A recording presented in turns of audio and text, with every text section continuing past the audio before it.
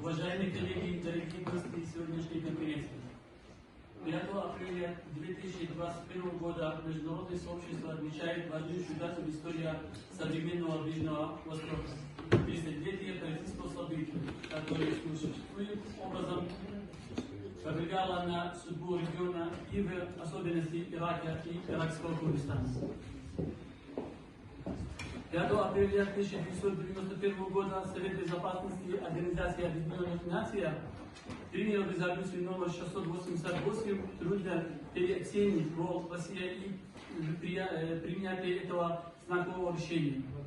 Можно утверждать, что за беспрецедентная резолюция ввела в общественный и правовой дискурс вопрос о соотношении государственного суверенитета и основных прав человека. Отныне в общественном сознании утвердилось мнение о том, что права человека должны преобладать над любыми границами на карте.